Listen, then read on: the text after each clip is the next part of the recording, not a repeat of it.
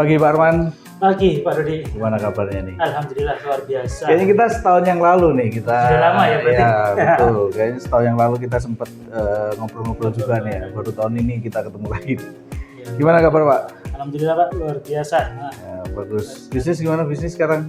Ya begitulah ada sekarang. Ya sekarang lagi ini ya fokus untuk ke improvement kan ya. Benar, di UCAT gitu kan.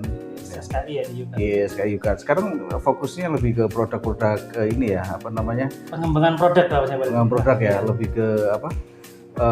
Corporate gift ya. Ya, Oke, jadi shifting bisnis gitu. Oke, pemirsa mungkin kalau yang belum tahu ya, Pak Arman ini adalah salah seorang General Manager dari PT Solusi Kartu Indonesia, dan beliau itu produknya itu cukup menarik karena pangsa pasarnya di dunia corporate ya, jadi banyak ke corporate gift. Oke Pak, ini kita setahun yang lalu kita mungkin pernah ngobrol-ngobrol masalah motivasi dan sebagainya. Nah, ini ceritanya saya undang lagi Pak Arman nih datang ke sini karena saya tuh kapan hari tuh pernah kepikiran. Jadi saya dapat satu WA gitu kan tentang satu video yang dikirimkan tentang manajemen. Jadi membahas mengenai bagaimana manajemen dari perusahaan itu dibangun berdasarkan hierarki. Nah, kali ini kita akan ngobrolin salah satu pakar konsultan di Amerika yang cukup terkenal. Beliau ini konsultan yang dulu kalau saya kuliah itu tahun 90-an bukunya pernah saya baca. Namanya beliau ini Gary Hamel.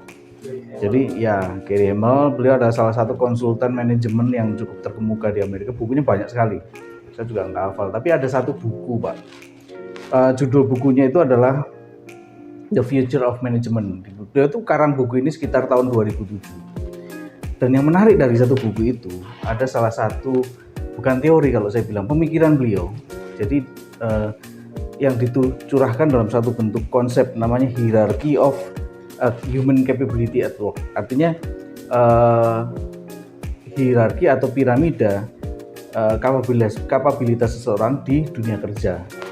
Nah, di teorinya, bukan teori ya, di pemikirannya itu beliau sampaikan bahwa manusia itu ketika bekerja, jadi modelnya seperti piramida Maslow kalau Bapak ingat ya, piramida Maslow. Jadi artinya di Gary Hamel itu dia sampaikan bahwa ada 6 tahapan, ada 6 tangga ya kapabilitas orang di tempat kerja, yaitu masing-masing tangga itu menunjukkan bagaimana seorang yang memiliki kapabilitas, kemudian pengaruhnya kapabilitas tersebut terhadap kontribusi dia di perusahaan. Jadi ada 6 tangga.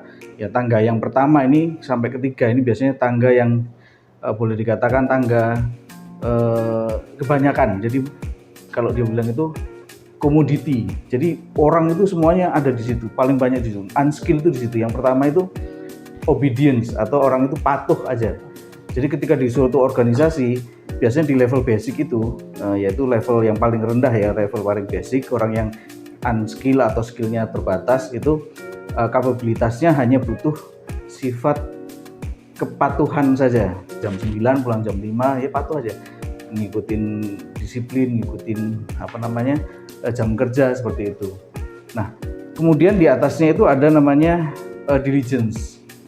Jadi hierarki yang kedua itu adalah diligence, yaitu ketekunan. Jadi ketika karyawan itu di level bawah itu dia yang penting datang jam 9 pulang jam 5. Kemudian di level atasnya lagi ada tingkatan kapabilitas yang membutuhkan sebuah ketekunan. Ya, jadi sedikit di atas dari cuman sekedar datang jam 5, pulang jam 9, datang jam 9 pulang jam 5, tapi dia juga butuh proses ketekunan. Nah, itu juga paling banyak itu. Jadi kita masih anggapnya itu unskill, dan itu di seluruh dunia boleh dikatakan level ini yang paling banyak. Kemudian di atasnya lagi, sedikit di atasnya lagi adalah kapabilitas yang membutuhkan sebuah keahlian ya, yaitu expertise. Nah, ini biasanya juga banyak tapi sudah mulai agak sedikit. Nah, itu seperti staff accounting, staff finance, staff keuangan. Nah, di 3 level ini kemudian ada level di atasnya lagi yang kalau boleh dibilang level kreatif. Artinya keberadaannya dia walaupun hierarkinya itu di atas, tapi keberadaannya lebih sedikit. Karena apa? Karena di level keempat ini disebut membutuhkan satu kontribusi yang inisiatif. Jadi karyawan itu nggak cuman tekun, nggak cuman disiplin, ya nggak cuma kalian, tapi juga punya inisiatif.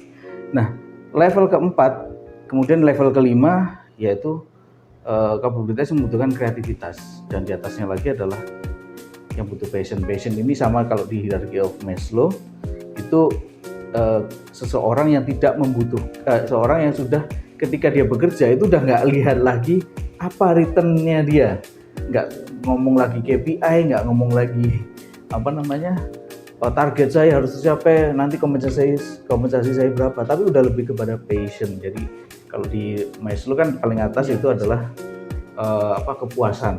Nah itu teorinya dia begitu. Jadi makin tinggi ya itu makin mahal, dalam artian makin mahal itu makin sulit kita mencari talent di atas. Tapi makin bawah itu makin banyak sebenarnya. Jadi tidak perlu keahlian tertentu, pokoknya kita orang yang tekun, orang yang patuh banyak.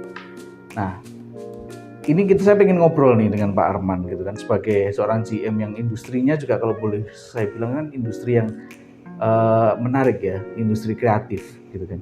Nah, menurut Pak Arman gitu kan, tentang hierarki tersebut, bagaimana hal tersebut bisa mempengaruhi organisasi di perusahaan yang Pak Arman pimpin sekarang dengan model hierarki kapabilitas tadi, semakin banyak yang di bawah, tapi juga semakin di atas semakin kecil, tapi justru itu yang dibutuhkan. Oke, thanks Pak Dodi. Jadi benar-benar didetailkan tadi sama Pak Dodi terkait piramid dari Gemmell ya. Saya juga sangat tertarik nih ngelihat bahwa kalau diimplementasikan di organisasi, terutama di perusahaan-perusahaan Indonesia saat ini, memang ya nggak dipungkiri itu yang terjadi ya kan. Nantinya mungkin dibilang hampir 100% benar di Indonesia seperti itu. Di negara luar Indonesia pun juga masih menurut penelitian masih seperti itu juga. Sedangkan tadi yang dibicarakan tadi pada di awal menyinggung future management ya kan. Di masa depan harusnya piramida seperti ini harus diapakan nih, kan kita lebih membutuhkan yang di atas. Kalau pada prakteknya memang saat ini kita itu masih menggunakan yang seperti piramid dari Gemmell sebutkan, bahwa hampir ya 50% itu 3 terbawah, 40%-nya baru yang ke atas. Sedangkan padahal kalau untuk bisnis di masa depan kita butuh SDM yang lebih banyak memberikan terkait kreativitas dan inovasi. Nah, mau nggak mau kita harus melakukan namanya perubahan. Kalau dibilang perubahan, saya bilang juga butuh percepatan. Contoh saja kita ngelihat kalau di kita ini levelnya masih kalau saya bilang Indonesia ini iklimnya mereka harus patuh pada birokrasi ataupun SOP yang dibuat oleh perusahaan. Sehingga mau nggak mau sebagian besar karyawan atau pegawai masih mengikuti aturan tersebut. Dan mereka memang belum, kalau dibilang ya secara personal, belum terlibat langsung untuk mengembangkan perusahaan tersebut, karena mereka tadi yang disampaikan tadi bahwa ya gugur kewajiban lah, saya kerja jam 9 dan jam 5 selesai terima gaji sekian. Nah itu makanya padahal yang dibutuhkan oleh perusahaan untuk berkembang, bukan sekedar berkembang, bahkan menghadapi iklim di masa depan, bahkan terus masa depan itu saat ini ya, itu butuh namanya orang-orang yang lebih banyak di sisi kreativitas inovasi. Cuma memang kalau saya bilang bukan terlambat, tapi mungkin kita kalah start. Contoh aja kalau mungkin yang kita habis pilpres nih banyak disebutkan kata-kata meritokrasi nih ya, yang dimana itu sistem itu bahwa lebih ke arah memberikan kesempatan, kedudukan atau reward terhadap orang-orang yang berprestasi. Orang-orang yang berprestasi di sini tidak dikungkung oleh suatu aturan yang ketat, tapi dia boleh berinovasi, kreativitas, sehingga dari hasil yang prestasi tersebut dia dapat kedudukan dan sebagainya. Indonesia baru start di tahun 2014-an. Kalau kita ngomong negara barat mungkin jauh, tapi kita lihat yang sama-sama di Asia, Singapura itu dari tahun 1970 sudah melakukan hal tersebut. Nah ini saya bilang Indonesia bukan harus berubah, tapi juga harus melakukan percepatan. Kalau ingin melihat bahwa kita bisa bersaing di bisnis masa depan. Nah kalau kayak kita bilang prakteknya di SKI sendiri, mungkin tidak terasa Pak, mungkin kita mencoba melakukan hal tersebut nih, contohnya kan gimana nih teman-teman yang ada di, kita ngomong tadi ada 6 tangga ya, 3 tangga terbawah ini perlahan kita coba angkat bisa naik ke 3 tangga ke atas ya, contohnya kita membuat cabang baru atau level unit baru, bisnis baru, sehingga dari orang-orang 3 tangga terbawah ini siapa yang bisa di-challenge untuk memimpin, karena kalau sudah memimpin unit baru otomatis di situ dia sudah punya kewenangan lebih. Nah, yang saya harapkan sebenarnya di Indonesia itu mulai bergerak bahwa 3 tangga terbawah yang contoh tadi ketaatan dan ketekunan itu sudah diperoleh sebelum masuk dunia kerja. Ya kan, ya mau nggak mau dari waktu di kuliah atau sekolah ya mereka sudah terbiasa namanya taat dan patuh terhadap aturan. Nah, ketika masuk dunia kerja mereka tinggal beradaptasi terhadap gimana semakin ahli akan hal tersebut, sehingga di perusahaan pun akan mencoba 3 tangga teratas itu untuk men-challenge mereka. Nah, itu karena yang dibutuhkan untuk bersaing di era global saat ini. Iya betul. Jadi kalau saya ingat di videonya Gary Hamel itu juga menyampaikan bahwa sebenarnya 3 tangga yang paling 3 tangga teratas ya, inisiatif, kreatif dan passion itu dampak terhadap perusahaan itu luar biasa. Dan justru sebaliknya yang di bawah jumlahnya masif, tapi hanya memberikan dampak yang nggak terlalu signifikan. Mungkin karena memang di kapabilitas yang paling bawah mereka kan sifatnya hanya sebagai bukan supporting, tapi lebih kepada keahlian dasar gitu. Dan saat ini dengan kebutuhan industri saat ini justru yang paling dibutuhkan kan 3 level yang paling tinggi ya. Jadi mulai inisiatif, orang itu harus punya inisiatif, punya passion dan punya kreativitas. Nah, kalau kita ngomongin tadi 50% lebih melalui dampak income atau dampak kinerja perusahaan lebih besar. Nah, menurut Pak Arman nih, komposisi yang pas itu dari hierarki tersebut, dari timnya Pak Arman, gimana komposisi yang tepat agar kinerja perusahaan Bapak itu atau kinerja tim di perusahaan SK ini lebih optimal? Gimana komposisinya menurut Pak Arman? Oke, dari 6 tangga tadi kan kita bagi dalam 2 kategori, dari 3 tangga terbawah sampai 3 tangga teratas. Karena mohon maaf, Bapak kan industrinya kreatif, tapi di sisi lain Bapak juga produsen yang banyak sekali mungkin kalau nggak salah di tim operator atau lain sebagainya. Sedangkan Bapak industrinya kreatif kan tadi butuhkan produk-produk yang out of the box. Benar sekali. Gimana Pak? Ya, jadi gini, terutama di SKI sendiri Pak, salah satu produksinya adalah lebih ke arah mungkin custom ya. Nah, di sini mungkin teman-teman sudah melakukan, leader sudah melakukan dengan cara ya secara nggak langsung melihat di piramid ini bahwa kita butuh teman-teman yang kreatif ya kan. Nah, pada praktek di lapangan memang kita mencoba melakukan hal tersebut. Teman-teman yang megang kendali di mesin-mesin itu mereka juga dikasih leluasan kira-kira menurut rekan-rekan ini gimana cara lebih cepatnya dari mungkin yang sudah pernah ditentukan caranya A, B, C, D urut seperti ini. Tapi kita tetap menerima masukan dari mereka. Gimana sih kalau menurut teman-teman, oh ini Pak lebih cepat dan mungkin lebih kecil untuk wastenya atau misalnya gagal produksinya dan sebagainya. Kita coba open, jadi sharing terhadap rekan-rekan yang mungkin disebutkan di piramida itu adalah masih di level 1 dan 2 itu masih 30% lebih, bahkan kalau di total di 3 level tangga terbawah itu 50% lebih. Nah, kita mencoba 50% lebih ini yang belum mempunyai dampak ke perusahaan secara ini, kita coba transparansi karena harus ya Pak, mungkin perlahan-lahan ya transparansi itu penting. Maksudnya goalnya perusahaan seperti ini, karena kan mungkin selama ini di berbagai perusahaan mungkin ya DSK juga di awal-awal melihat bahwa nih kamu harus mengerjakan A sampai Z tanpa tahu bahwa goal paling tingginya itu apa. Mungkin di sisi lain ya kita melakukan sharing bahwa kalau kita bisa melakukan lebih cepat dari ini ya impactnya juga untuk kesejahteraan pegawai. Jadi perlahan-lahan mereka juga merasa lebih ke arah memiliki, bahkan juga karena punya rasa memiliki, mereka juga akan menuangkan ide kreativitasnya demi berkembangnya perusahaan. Nah, itu coba kita pelan-pelan kembangkan di SKI. Itu sih Pak Dodi. Jadi kalau dibilang komposisi terbaiknya, ya memang tidak boleh persentase terbesarnya ada di 3 tangga terbawah, karena kita butuh di tangga atas. Kalau nggak bisa langsung secara struktur, kita coba secara mindset dulu. Mereka boleh nih nyumbang ide, yang otomatis akan juga mengembangkan perusahaan, mempercepat dan sebagainya. Itu sih. Oke. Jadi memang itu ya yang menurut Pak Arman. Nah, ini saya jadi kepikiran gini Pak, menarik sih, karena ketika bicara tiga piramid paling bawah, ini kan piramid, kalau Gary Hamel itu bilang piramid komoditas. Jadi komoditas itu di semua negara berkembang. Ini contoh begini, kalau nggak salah sampaikan begini, di komoditas paling bawah itu biasanya ada di negara-negara berkembang, ya kan? Mohon maaf ini teman-teman yang unskilled, buruh dan sebagainya. Dan yang paling atas adalah negara-negara yang sudah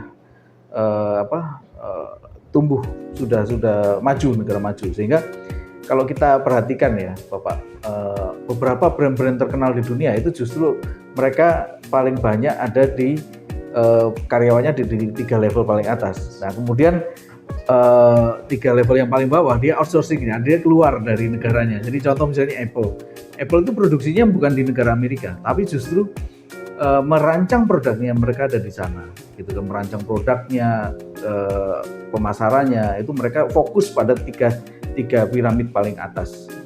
Kemudian di negara berkembang itu justru paling banyak untuk piramid komoditas tadi, gitu kan. Nah, dengan tantangan seperti itu, Pak, dengan kondisi seperti itu, menurut Bapak gimana? Dengan industri yang Pak Arman gitu? Ya, saya masih sangat optimis ya, meskipun kita dibilang tadi, ya pada kenyataannya Indonesia yang negara berkembang ini level di komoditasnya masih tinggi ya, karena kalau mungkin ketemu dengan sharing-sharing dengan rekan-rekan atau teman yang kerja di luar negeri, mereka bilang kerjanya benar-benar tidak ngikuti, misalnya datang kantor dan sebagainya, mereka bahkan lebih banyak ngerjakan di apartemennya, banyak, tapi juga menghasilkan tinggi. Ya, Impact-nya lebih kerasa. Impact-nya lebih kerasa. Nah di Bali itu kan tadi pada disampaikan, oh iya, untuk yang itu kan mereka juga harusnya memproduksi sesuatu produk yang dikerjakan di outsourcing kan, yaitu jatuhnya ke negara-negara berkembang ini. Dan saya rasa untuk Indonesia ini sangat terbuka sekali Pak untuk bersaing di era global, bahkan kita bisa mencoba memindahkan beberapa persen lebih banyak lagi ke 3 piramid ke atas. Saya sangat optimis karena ngelihat contoh kecil aja beberapa pekan terakhir mungkin yang ngelihat Indonesia sangat berpengaruh di dunia itu, salah satunya mungkin kalau kita ngomong saya ambil contoh di bidang sepak bola, gitu sih. Kemarin ya kalau kita ngelihat bahwa teman-teman bisa lihat di berita, itu ada yang namanya klub sepak bola di Liga Italia, Serie A, B, C, D ya, itu sudah sampai Serie D, sudah bangkrut, dibeli oleh si kembar Hartono, PT Jarum, dan dalam 5 tahun bisa masuk ke Serie A tertinggi atas. Bahkan itu sekarang harga jual timnya yang dulu bangkrut dinyatakan hampir paylit karena nilainya timnya tinggi. Ini tim Indonesia yang bekerja. Begitu juga kalau mungkin rekan-rekan tahu sendiri di sebelumnya Erick Thohir juga membeli Inter Milan ketika bangkrut dan sekarang jadi juara lagi. Nah saya bilang ini Indonesia punya loh kesempatan ya kan. Yang penting gimana sih cara yang sudah berhasil ini juga intinya mentransformasikan, mewariskan ilmunya ke SMC Indonesia sehingga kita bisa juga bersaing di era global. Gimana sih membuat piramid ini di Indonesia pelan-pelan bisa 3 teratas ini ada di Indonesia juga ya. Itu sih Pak. Oke Pak. Jadi memang sebagai negara berkembang itu kita harusnya shifting ya, mulai shifting dari piramida yang kapabilitas terendah menjadi kapabilitas yang di papan atas lah. Tadi kan 3 di bawah ini papan kelas 2 ya, divisi 2 ini. Jadi kita harus divisi 1. Oke Pak, satu hal lagi Pak. Nah, karena kita tadi di Indonesia itu kan kita masih banyak ya di kapabilitas kita ada di komoditas tadi. Nah, di industri Bapak mungkin kan juga sebagai manufaktur kita nggak menutup mata, ada dan banyak juga kan teman-teman di SKI yang ada di level atau komoditas nomor 1. Nah, sebagai pimpinan perusahaan nih Pak, gimana sih cara Pak Arman atau strategi Pak Arman? Setidaknya kan tadi kita pengen karyawan tuh harusnya kapabilitasnya nggak cuma di level komoditas nih, harus naik. Nah dari Pak Arman, gimana sih seorang tim dari SKI yang awalnya mungkin hanya level kapabilitas yang paling rendah, kemudian pelan-pelan naik menjadi expertise, orang yang ahli di bidangnya, kemudian menjadi lebih kreatif. Nah itu dari Pak Arman gimana? Menurut Pak Arman yang selama ini memang sudah sudah terlibat langsung di sana. Jadi perlu pentingnya dari atas dulu Pak. Jadi yang di level manajemen nanti turun ke leader itu dalam artian visinya harus clear dulu ya. Intinya harus sama-sama. Misalnya kita memang punya visi meningkatkan atau mengembangkan perusahaan dan mensejahterakan pegawai. Goal ini yang harus benar-benar dipahami oleh leader masing-masing dan bisa diterjemahkan dengan baik atau dikomunikasikan dengan baik ke tim yang sampai di level mungkin yang masih di level 1, 2, 3 tadi. Tujuannya apa? Berangsur-angsur nih dari mereka ini sudah merasa bahwa oh ini loh tujuan perusahaan demi saya juga. Kalau mungkin dulu kan di Indonesia lebih ke arah budayanya ya intinya saya taunya kerjaannya saya melakukan kerjaan A sampai Z selesai ya kan seperti itu. Tapi sekarang ada loh kalau kamu bisa melakukan A sampai Z dengan cara berbeda dan menghasilkan yang lebih juga dampaknya terhadap kalian tersebut. Makanya visi goal itu harus benar-benar dipahami oleh masing-masing leader sehingga mengkomunikasinya tidak keliru.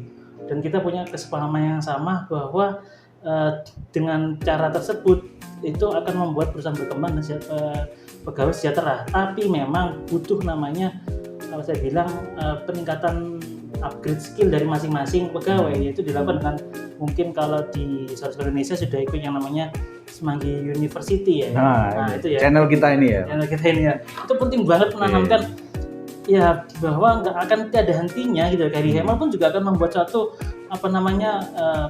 piramid baru mungkin terkait apa gitu kan. Nah ini harus dipelajari terus menerus gitu. Jadi mereka pun akan kita coba transparansikan perusahaan ini seperti ini.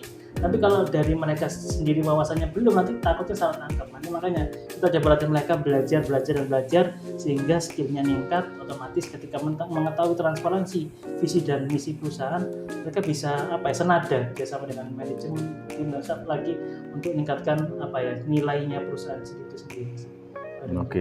Jadi memang ada program-program yang disupport oleh perusahaan, oleh korporasi ya, oleh holding supaya pelan-pelan nih teman-teman yang udah di level yang di basic ya, entry level, pelan-pelan dia akan naik kapabilitasnya menjadi kapabilitas yang menurut saya juga lebih challenging. Jadi kalau nanti ke depannya justru teman-teman yang di level di piramid paling rendah ini justru semuanya akan di piramid yang papan atas ya.